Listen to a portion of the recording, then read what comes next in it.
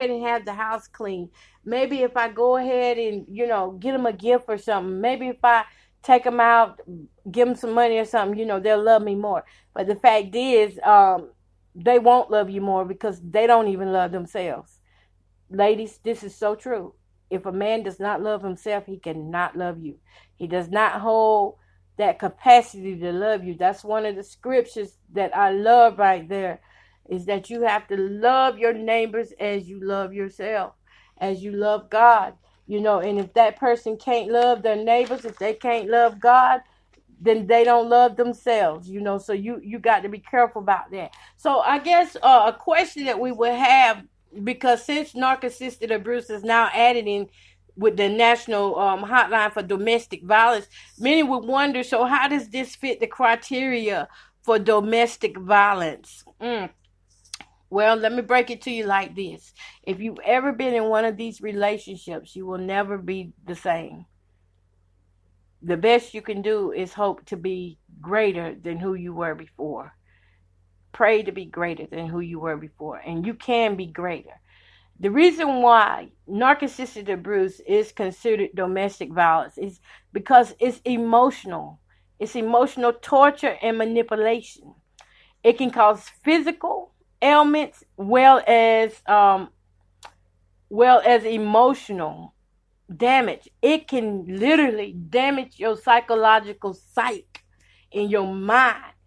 It can cause trauma to your brain when you are with a narcissistic person, because your brain is constantly going off over and over and over, trying to rationalize what's going on around you in this relationship.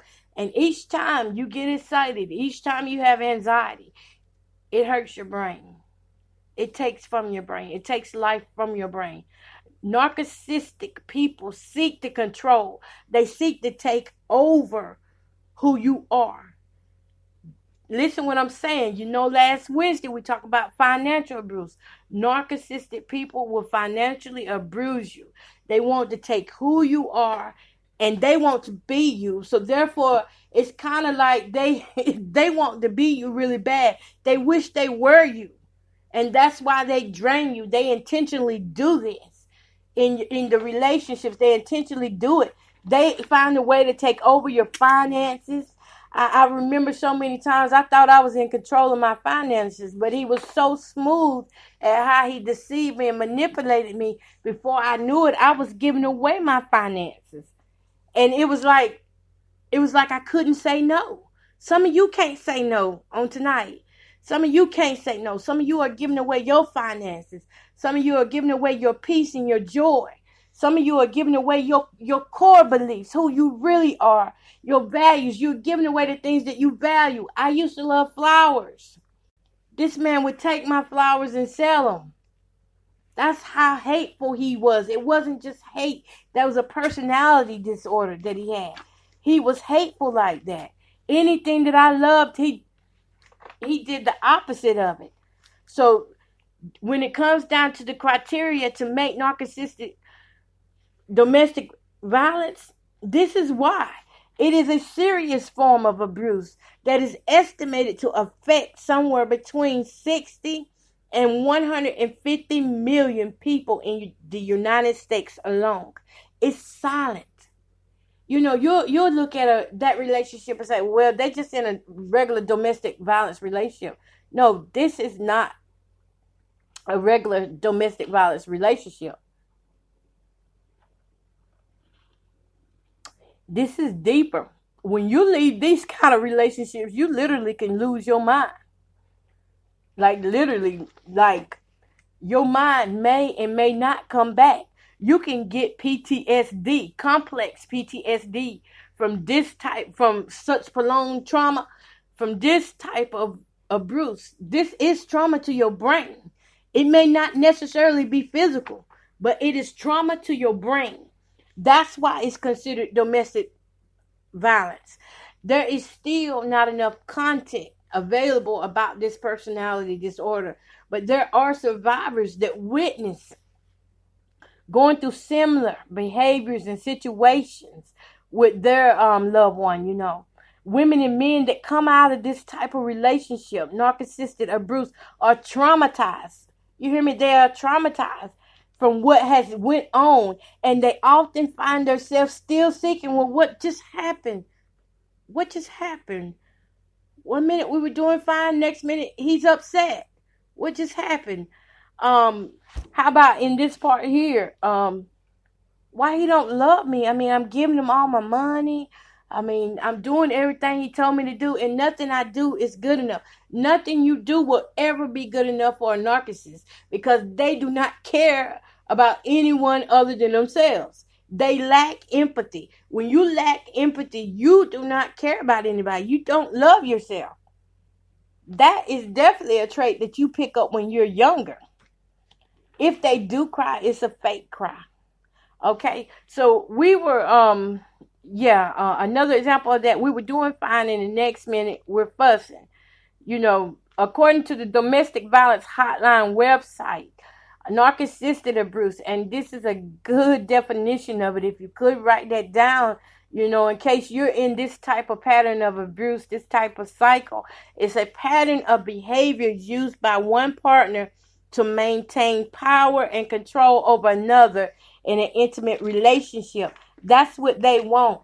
They want that power and control over you. And the only way they can get that is to suck the life out of you, to fill your mind up with their needs. You do not matter. Your needs do not matter. They want to fill you up with only catering to them and what it is they like. They need your admiration to live. And how do they get admiration? You may not tell them that they're beautiful all day long, but you may be given to them all day long. They are such great deceivers. I mean, they are really the true meaning of wolves in sheep clothing. These guys are predators, and they stalk women. Let me tell you, narcissists, they don't just get with anybody. They get with somebody who's got something that they need.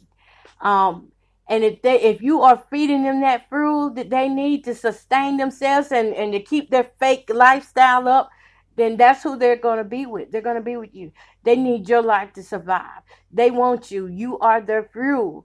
You are like the gas to their tank. Without you, they don't have any gas, and they have to feel that shame and guilt that they would do anything not to feel. And when I mean they would do anything not to feel, that means they could sleep with hood rats. Do triangulation, they'll sleep with hood rats. You may be like, well, I know I look better than her, so why is he sleeping with her? You would dismiss the situation. That's how bad they play with your mind. You know that the person that they're sleeping with is maybe one of the nastiest women in town. But because they have manipulated you and deceived you so well, you'll be mad for a second and then you let it go and you end up back with them. So they need your life to survive. They want your family. They want your friends. They want you isolated. They can go around your family and friends, but you can't. You see that right there? That's why this is domestic violence, because there is so much more into this than I can even feel out within this little hour. I mean, it's just so much.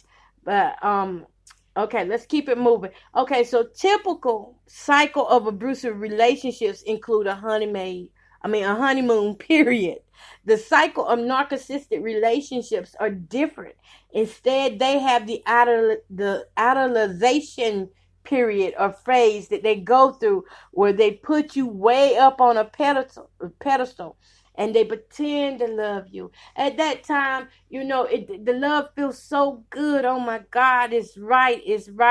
And they're putting you way up here. They're making you a priority. They're doing everything for you to gain your love and affection. You feel like a queen. I mean, they will treat you like a queen. It'll be like, wow, I ain't never had a man to do me like this. And like I said, it will feel like you are immediate soulmates. It will feel like your chemistry is there immediately. Wow. In the beginning. And they are such great charmers. You don't see it coming though. Because they are such great charmers in the beginning. You don't see it coming because they encourage you, because you They want you to be their partner. So they encourage you to become vulnerable with them. They'll tell you, some guys will even tell you that they have been molested when they were younger, just to get your guard down, because you feel like they didn't told you something. Oh my God, we got a special relationship. Our relationship is different now because they have done told me this information about themselves, and I know they would never tell nobody that information, because that's embarrassing stuff right there. They have told you that they have been molested, or they may have told you there was a time in their life where a woman really abused them, sucked them dry to their money and stuff. They would give you some information about themselves. It's bait, y'all. They would give you that little bit of bait about themselves to get you to fall madly in love with them. And ladies, we are bad at that. We will hear this information. If he tells us that, he's went through any type of traumatic situation in his life, maybe it's his mother was sick and he had to take care of his mother. Maybe his father was sick, had to take care of his father. Maybe he lost a nephew or a niece, and because they give you that information that they would never tell anybody else about their emotions and stuff, you become vulnerable with them. They have already won your trust that quick, just off of that little statement that they gave you. And you know what?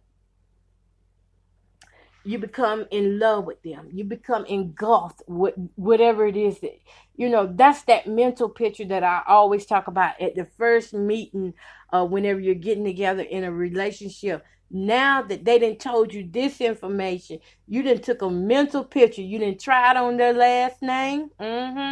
You done tried on their last name for marriage. You done took pictures. How many of you take pictures? You take pictures and then put it together to try it on to see how y'all gonna look together as a couple. I mean, they got your mind blue. Your fantasy, your reality is off. Your reality is off, and you don't even realize it. You don't even realize that they just gained your trust and confidence just off of one thing about themselves that they let out.